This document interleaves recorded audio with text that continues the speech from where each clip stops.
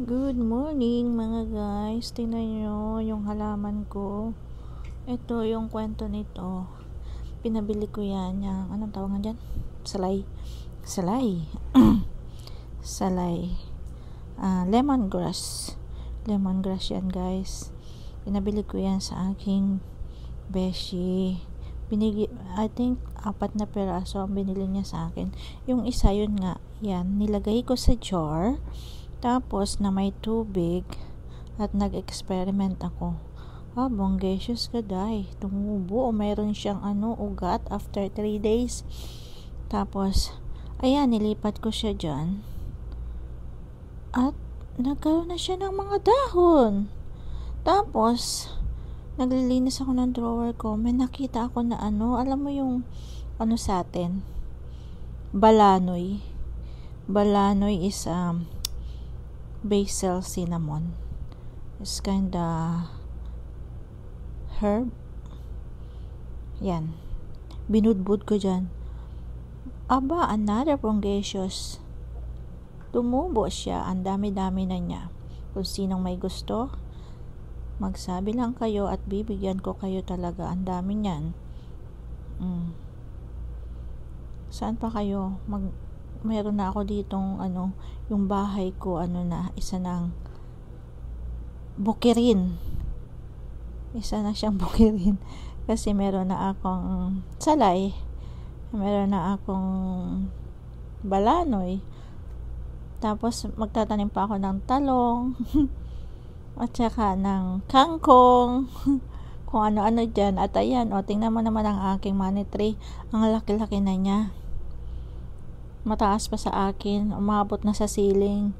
Tapos ang dami ko diyang mga anong tawag dito, yung mga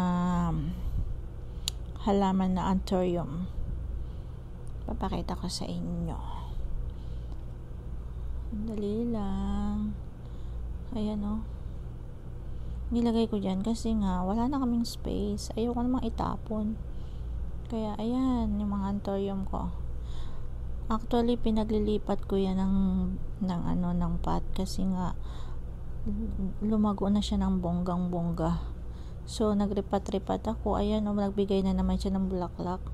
Gusto ko siya kasi yung bulaklak niya tumatagal. Tumatagal talaga yung bulaklak niya.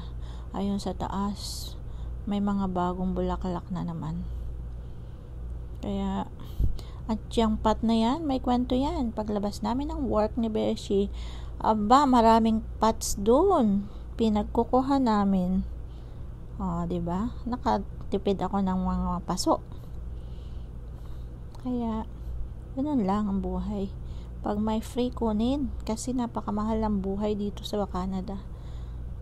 Tingnan mo, pinutol yan. Doon, pinutol yan ni My Love.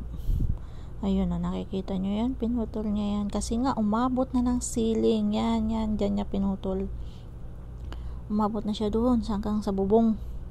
Lalampas na siguro pag hindi siya pinutol. Kaya ang dami niyang leaves, 6-7. Tapos ito pa, ewan ko naman kay Beshi bakit binigyan ako ng kulay green na bulaklak. Hindi naman yun ang paborito. Alam niya ang paborito ko ay pink. Dapat pink naman, Beshi. Bakit mo binigyan ako ng bulaklak na ganyan, nakakulay ng dahon? Anong klase yan? Look at that. Pero, love ko pa rin yan. Ang dami niyang bulaklak. Kaya nga, hindi ma-recognize, hindi siya ma-notice right away. Kasi, kakulay siya ng dahon niya. Pero, it's okay. Gusto ko pa rin siyang halaman.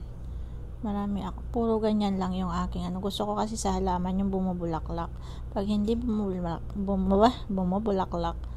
Eto, bumubulaklak din yan ng white. Yung na yan. Money tree na yan. Napabulaklak na yan ng white.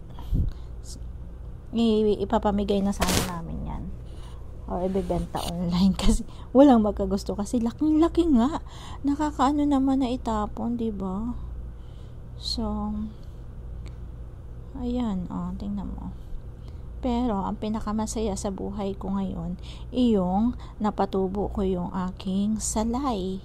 Yung aking lemongrass. So, mamaya, magbebenta na ako doon sa Asian supermarket doon na ako na ang magde-deliver sa kanila. Sabi ganun. Tsaka yung balanoy. Alam mo yung balanoy, masarap yan sa bulanglang na sitaw. Alam mo yung bulanglang sa amin dun sa Pilipinas, ang tawag sa inabraw ba yun? Ang iba. Ang tawag nila inabraw. I don't know kung anong tawag doon. Basta bulanglang. Lagyan mo ng balanoy. Masarap yun. At saka bagoong katalo na.